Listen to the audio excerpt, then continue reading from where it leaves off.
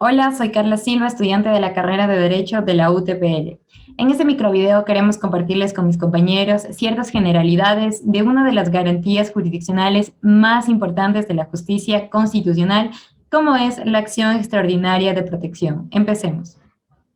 Referente a su naturaleza, la acción extraordinaria de protección ha sido instituida en la Constitución de la República como garantía jurisdiccional orientada a tutelar derechos de las personas vulneradas por actos u omisiones atribuibles a los jueces, tribunales o cortes de justicia en el desarrollo del proceso.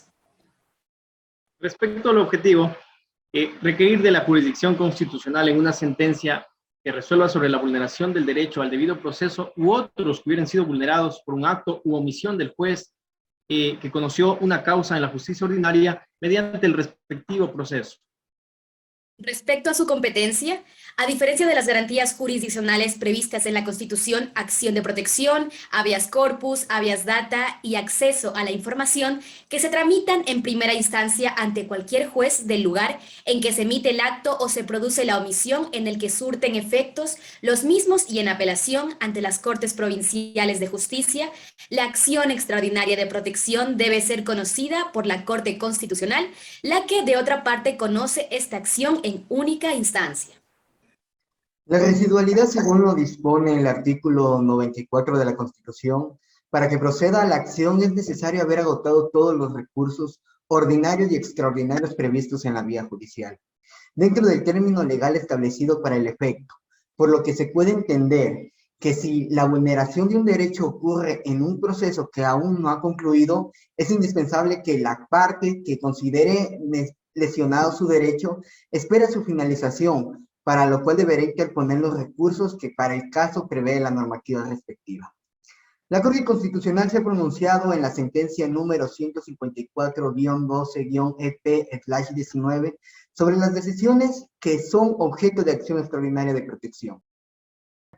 Respecto al requisito de que el acto impugnado sea una sentencia, un auto definitivo o una resolución con fuerza de sentencia, esta Corte ha considerado que un auto definitivo es aquel que pone fin al proceso del que emana.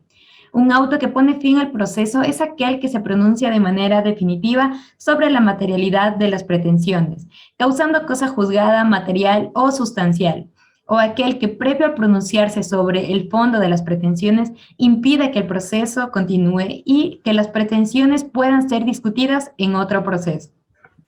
También podrían ser objeto de acción extraordinaria de protección de manera excepcional y cuando la Corte Constitucional de oficio lo considere procedente, los autos que sin cumplir con las características antes señaladas causan un gravamen irreparable. Un asunto que causa un gravamen irreparable es aquel que genera una vulneración de derechos constitucionales que no puede ser reparada a través de otro mecanismo procesal.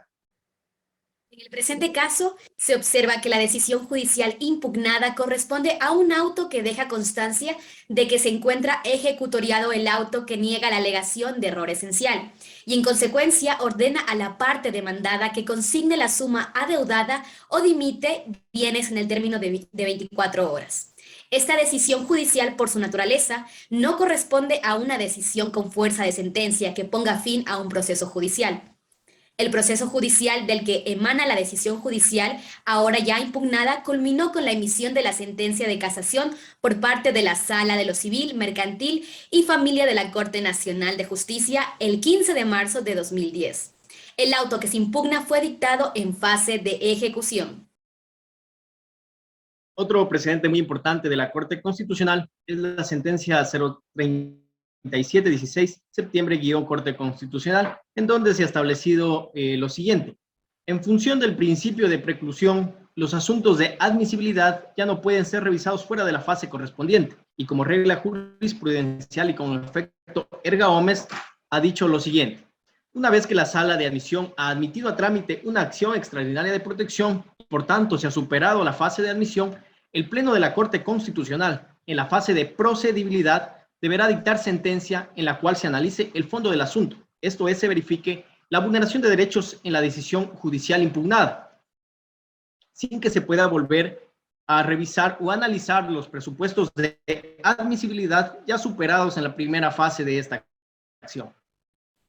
Finalmente, un precedente importante es el control de mérito que la Corte Constitucional establece en la sentencia número 176-14-EP, presupuesto indispensable para efectuar el control de méritos. La Corte estableció en primer lugar que la autoridad judicial inferior que haya violado el debido proceso u otros derechos de las partes en el fallo impugnado o durante la persecución del juicio. En segundo lugar, en prima facie, los hechos que dieron lugar al proceso originario puedan constituir una vulneración de derechos que no fueron tutelados por la autoridad judicial inferior. En tercer lugar, que el caso no haya sido seleccionado por la Corte para revisión. Y en cuarto, que el caso cumpla con al menos uno de los siguientes criterios de relevancia: que sea grave, novedoso, relevante o denote la inobservancia de los precedentes establecidos por el organismo. Estos presupuestos nos orientan a que el control de mérito únicamente procede en sentencias constitucionales y solo en estos casos la Corte Constitucional establece realizar el control de mérito con excepción en las demás materias no constitucionales. Muchas gracias.